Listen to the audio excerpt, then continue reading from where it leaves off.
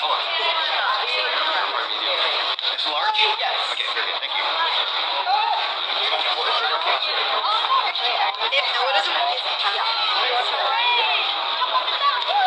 Of San Diego State University for the opening tip. It is next.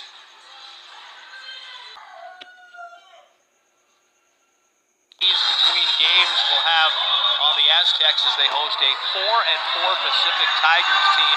We expect a big crowd tonight. You can probably hear them on the crowd mic. 2,000 plus expected inside the building for Filipino Heritage Day.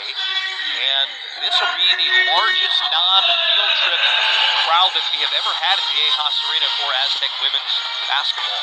And I know Naomi Panganiban has spoken up of how much this gesture means to her. Of course, coming from a Filipino family, which her relatives immigrated to the United States, is just a win-win for her.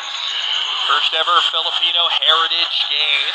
We had the Filipino national anthem prior to the game. I'd heard it a couple of times before, but I didn't realize it was well sung and just how pretty a song it is. We're about ready to jump in center, and it is Kennedy Lee in all red for the Aztecs, and she was jumping sophomore guard from Serbia who averages almost 10 points a game. Here's a foul. Naomi Panganiban, who drove in. And on Filipino Heritage Night, absorbs the first contact here. You mentioned Asia Cup. That's what she led her team to. She takes the shot here for three, and Panganiban buries it. And the lead is 7-2. Take a look at this great ball movement. Panganiban. Shy into a tough two.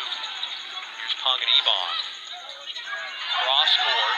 Williams is open for three, and it's good. Oh, they needed that. That corner is boding well. The road to Manhattan, Kansas, to take on Kansas State out of the Big 12. That's going to be an interesting environment. Panganiban here on Filipino Heritage Day, and the Filipina Phenoms got another three in the opening quarter. They are getting her the ball in. Offensive rebound, they keep it alive. Why not try it again, Lada? Fires it up and hits it. Nicely done. Panganiban has it. Few dribbles. Gonna take a deep three. It's on its way. And it's good. Oh, somebody is appreciative of Filipino Heritage Day, are they not? Hope she got one of the 500 free t-shirts. Aztecs by 7 after one quarter of play at BINUHAT. Well, on Filipino Heritage Day, the Filipina Phenom, Naomi Panganiban, has made 3 threes, and the Aztecs lead by 7 after one quarter of play. It helps when you shoot 54% from 3 when you're the Aztecs. Coming in, back to your house. Before the game, they were sitting an hour and a half before the game on the bench. On the inbound, Panganiban, and a second foul be called.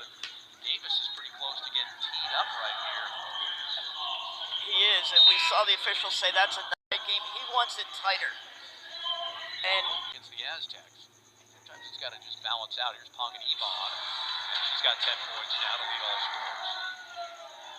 She has really come out to play. You know, the special celebration here in San Diego State, but also just a concentration from the tip.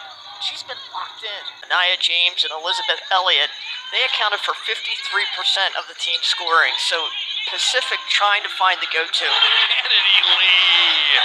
She would work me. You saw the two teams coming to the sideline because they were under the impression that it was time for the media break right at the 5-minute mark. But remember, we took that. Maybe lost a... as Panganiban shoots it up and makes it. And Lee wants out because I think she lost a contact in her right eye. And I know it meant a lot to you. I mean, I take a lot of pride in just my culture and my family and like who I am and my roots. So just every time I get to put on that uniform, it means something different, something bigger than basketball, I'd say. But just really getting to represent, I'm really grateful. It's a good experience overall, so I'm just grateful for the opportunity. You weren't just a participant on the team. You were turning in big-time performances. What do you think this whole thing's going to do for you moving forward as an Aztec? I think it's only just going to make me better as a player overall. I feel like playing with that kind of experience will help me try and fill into that leadership role for this upcoming season. Yeah, just overall becoming a better player and being more creative with the ball and just leveling up. I'm assuming you're the youngest, if not one of the youngest players in the entire tournament.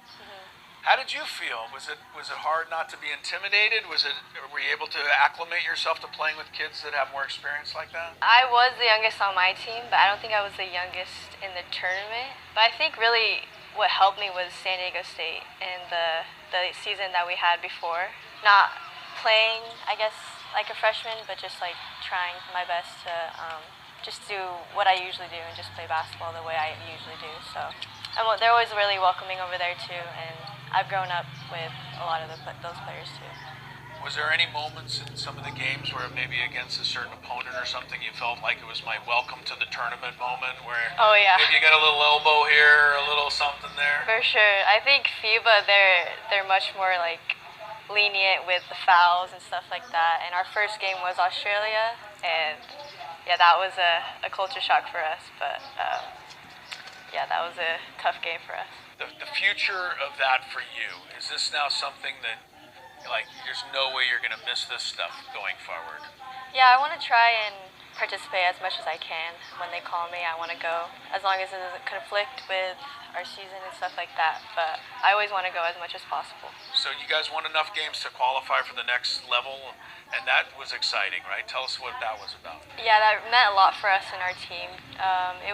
It's our first time qualifying for the World Cup qualifiers for next year, and if we win, I think 2 games in that, we can go to the World Cup in Germany, which we've never done before. So it'll be a big thing if we can do that for the Filipino Heritage Day, and of course the Filipina phenom Naomi Panganiban started the scoring with some threes. Panganiban just loosened the whole team up. Any of that rust that Stacey Terry Hudson was worried about, well, she helped. And then the ball distribution, 7 different athletes in the scoring column for the Aztecs. That is, and trying to go coast to coast for the Aztecs. It's that foot speed, it's that frenetic pace that they thrive on. And then when you knock down a 3 and are able to get Lotta wide open for another 3, that is great ball distribution. That's some of the team chemistry. That's assist on 14 made field goals in that first half. But a 5-0 run to jumpstart the Tigers here to begin the third quarter. Panganiban! Oh, what a reverse. She drew the double team, and then they came off her, and as soon as trying to open it up and being more aggressive with the double teams with the Aztecs. Panganiban had it blocked there by that third quarter. That's where some of the scoring drought came for the Aztecs, trying to get her involved in the offense here quickly in the fourth quarter. The team feeds off her from 3-point. Heritage Day and the Heritage Game, and if you paid $6, boy, did you get your money's worth here today. Stacey Terry possession for the Aztecs. Panganiban through the traffic. Wow. Stopped on a dime, restarted, got the pass, got the bucket. She had the quick first step. She put the ball on the floor, beat her defender, and now you get her back energized into that offense. Terrific assist by Kennedy. Lee, backdoor cut, stop, and then the drive. You just saw. Here's a 2 to tie it and force overtime. Missed back iron. Aztecs secure the rebound, and they secure their 5th win of the season. What a ball game. The Aztecs sticking in there in the fourth quarter. The hard-charging Pacific Tigers just put on a show from three-point land and became as relentless as the Aztecs were in the first half. But credit Kennedy, Lee, Williams, and Martinez for coming up big in the second half. So it's